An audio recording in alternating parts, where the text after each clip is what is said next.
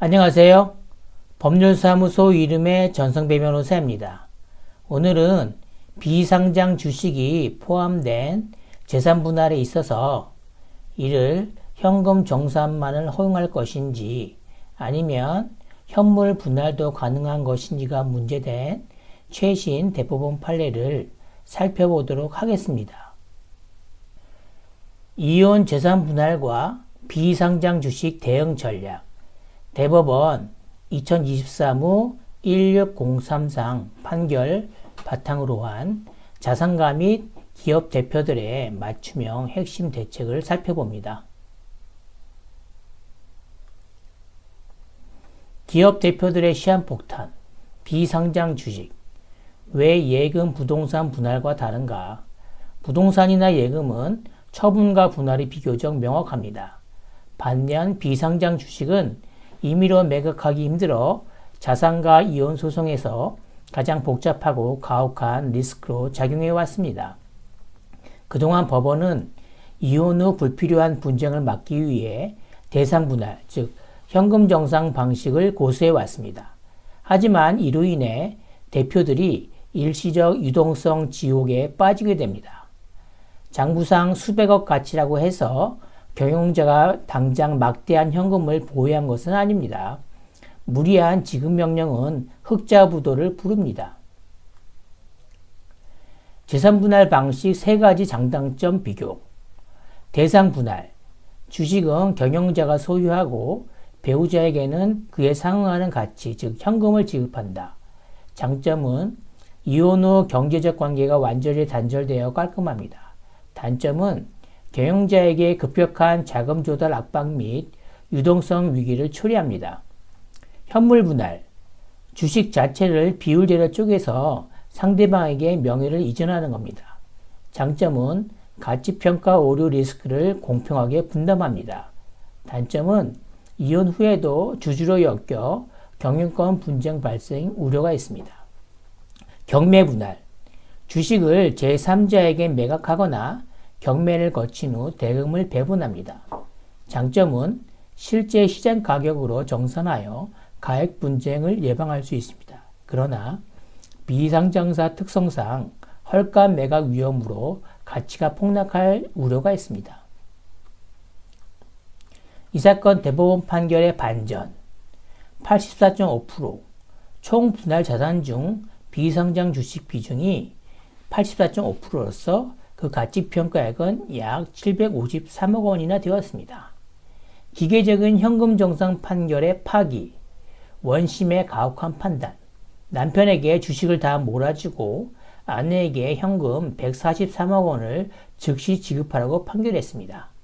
당시 남편의 주식 외 자산은 부동산 등 묶인 돈을 합쳐도 총 138억 원 수준에 불과했습니다. 대법원의 파기 사유.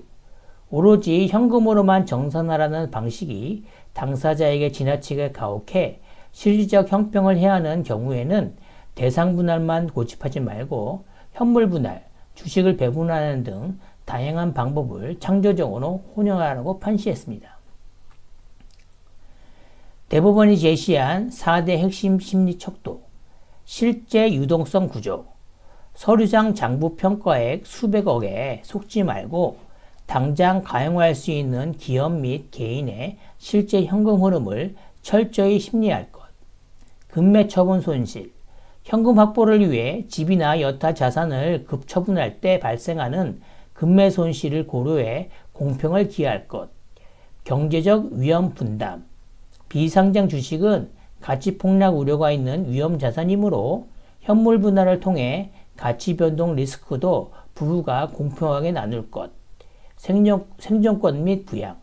이혼 후 양측의 생활 안정을 지키되 의무자의 최소 생존권과 경영적 갱생을 무너뜨리는 극단적 청구는 지양할 것. 기업 가치 평가의 맹점. 보충적 평가의 한계와 시장성 결여 할인의 미반영.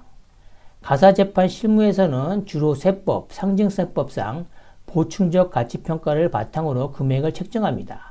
그러나 이는 실제 거래 시장과 엄청난 괴리가 있습니다. 거래처의 신용도, 업계 내 유보적 가치가 모두 서류상 숫자로 굳어져 과대평가되는 부작용이 있습니다. 재무학에서는 거래가 어려운 비상장 주식에 대해 통상 20에서 40% 정도 가치를 깎는 시장성 결여 할인을 적용합니다. 실무에서 할인이 배제되어 거품이 낀 만큼 대법원은 무리한 현금 정산 대신 위험 요소를 함께 인수받는 현물 분할의 길을 제시한 것입니다. 경영자, 피고 측 핵심 방어 전략, 구체적 재무 데이터 기반 입증, 기업의 부채 비율, 단기 차입금 잔액, 유동자산 담보 설정 내역을 회계 분석하여 즉각적 대금 지급이 불가함을 재판부에게 입증합니다. 기업 연쇄부도 리스크 어필, 지금 회사에서 수십억 원을 배당이나 유상감자로 이미 유출하게 되면 주주이익 침해는 물론 흑자부도에 이를 수 있다는 실제적 리스크를 소명해야 합니다. 창조적 혼합, 현물 분할 우회, 법원의 현물, 주식 지분 일부 이전 분할 방식을 제한하여 상대방으로 하여금 과대평가된 주식가치의 위험을 강제로 공유하게끔 유도합니다. 배우자, 원고 측의 핵심 공격 전략, 이익잉여금 유보 규모 확인, 피고 법인의 세무조정 계산서와 내부 유보 자금을 면밀히 역추적하여 회사가 현금을 지급할 충분한 잉여금을 쌓아두고 있음을 논리적으로 반박해야 합니다.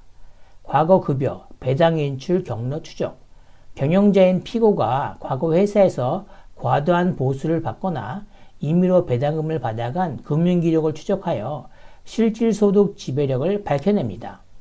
개인 신용 및 대출 여력 압박, 경영자 개인이 소유한 타 부동산의 대출 잔여 한도를 조회 신청함으로써 주식을 팔지 않아도 현금을 동원할 충분한 개인적 능력이 있다는 점을 관철해야 합니다.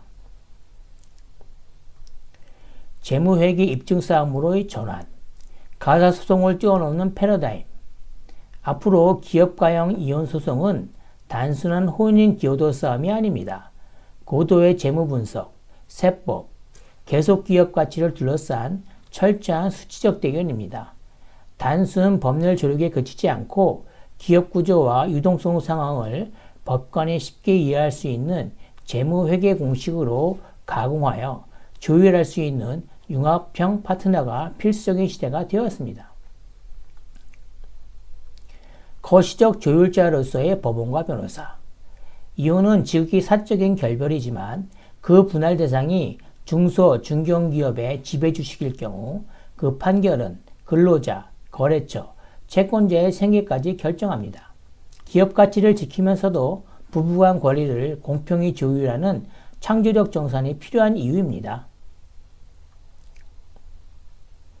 비상장 주식 재산 분할 리스크, 검증된 전문가와 함께 대비하십시오.